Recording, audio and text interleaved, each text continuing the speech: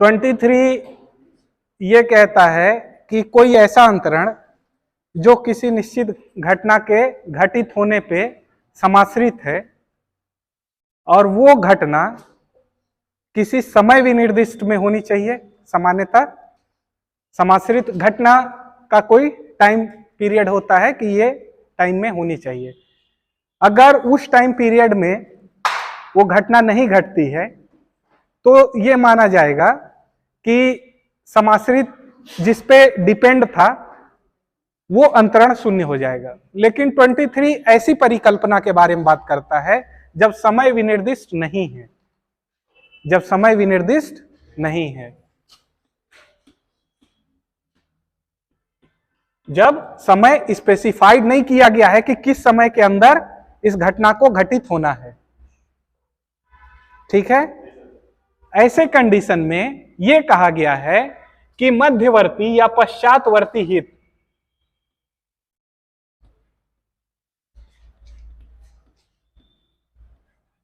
मध्यवर्ती या पश्चातवर्ती हित मतलब इसको आप ये समझिए, ए ने बी को कहा कि ये तुम्हारे जीवन काल के लिए है और इसके बाद ये सी को चला जाएगा अगर वो एलएलबी कर लेता है तो। ठीक है, यहां ये नहीं बताया गया है कि सी को कितने दिन में एलएलबी करना है, नहीं बताया गया है। ठीक, तो सी को एलएलबी कब तक करना पड़ेगा? 60 साल की उम्र में, 80 साल की उम्र में? समय भी निर्दिष्ट नहीं है। ऐसे समय में यही कहता है कि जब समय विनिर्दिष्ट नहीं होता है, जब समय स्पेसिफाई नहीं होता है तो विधि खुद समय डिसाइड कर देती है। ठीक है, मान लो आपने एग्जाम्पल देखा होगा कॉन्ट्रैक्ट एक्ट के अंतर भी कि जहां समय विनिर्दिष्ट ना हो वहां संविदा पालन के लिए युक्ति युक्त समय देखा जाता है। ठीक है, युक्ति युक्त समय परिस्थितियों पर निर्भर करता है। अगर मैं ये कहूं कि तुमको सुबह वाला दूध मेरे घर पहुंचाना है, हम दोनों में संविदा ये है, मान लो तुम गाय का बिजनेस कर रहे हो, मतलब डेयरी है तुम्हारे पास, और हमारा आपका क्या कॉन्ट्रैक्ट है कि सुबह जो आप दूध दूहते हो वो मेरे घर में पहुंचाना है। मैंने ये नहीं कहा है कि कब पहुंचाना है। ठीक है, पहुंचाने की बात हो रही है, समय भी निर्दिष्ट नहीं है। तो क्या माना जाएगा कि यहां युक्ति युक्त समय देखा जाएगा। अब सुबह का आपको 1 घंटा 2 घंटा में पहुंचाना पड़ेगा, आप 2 दिन बाद नहीं पहुंचा सकते उस दूध को, क्योंकि वो फिर खराब हो जाएगा। उसका युक्ति युक्त समय क्या है? मैक्सिमम 2 घंटा। तो अभी जो हम बात कर रहे हैं कि ए ने बी को कहा कि ये तुम्हारे जीवन काल के लिए संपत्ति है और उसके बाद सी को चला जाएगा अगर वो एलएलबी करता है। एलएलबी करना इसके लिए समाश्रित है, एलएलबी नहीं करेगा तो इसको मिलेगा नहीं। ठीक है, अब टाइम नहीं बताया है। ऐसे कंडीशन में सी को एलएलबी बी के जीवन काल में करना पड़ेगा, क्योंकि मध्यवर्ती या पश्चातवर्ती हित बी के पक्ष में है। अगर बी मर गया तो संपत्ति स्वामी विहीन हो जाएगी, स्वामी नहीं रहेगा इसका। ठीक है, तो इसको कब करना पड़ेगा? बी के जीवन काल में, मध्यवर्ती या पश्चातवर्ती हित असफल होने से पहले। इतना समझ में आया? इतना ही है।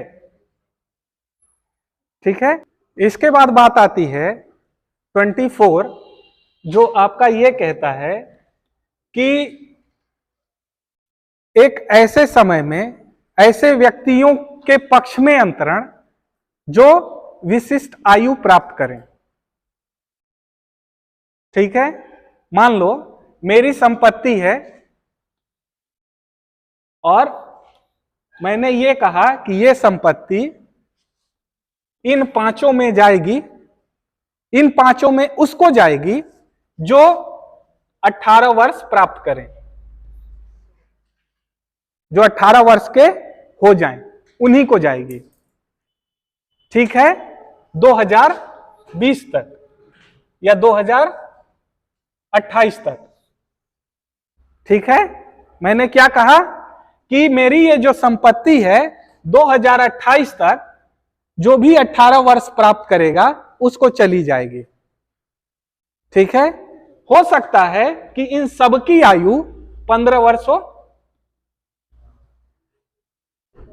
जस्ट इमेजिन कि इनकी आयु पांचों की 15 वर्ष 16 वर्ष इस टाइप के आसपास है। 2028 में पांचों को हो जाना है। ठीक है, मेरी शर्त क्या है कि 2028 में जो 18 वर्ष की आयु प्राप्त कर लेगा उसको मेरी संपत्ति चली जाएगी। ठीक है, संयुक्त रूप से जो जो भी प्राप्त करेगा वो सारे इस संपत्ति को प्राप्त करेंगे। अब हो सकता है कि A B C D E इसमें से डी और ई मर जाएं, इससे पहले मर जाएं, इस समय से पहले मर जाएं। ठीक है, इसका मतलब ये 18 वर्ष की आयु प्राप्त नहीं की है इस समय पे। ठीक है, ऐसे कंडीशन में ये संपत्ति ए बी और सी को जाएगी। बस इतना ही कहना है इस धारे।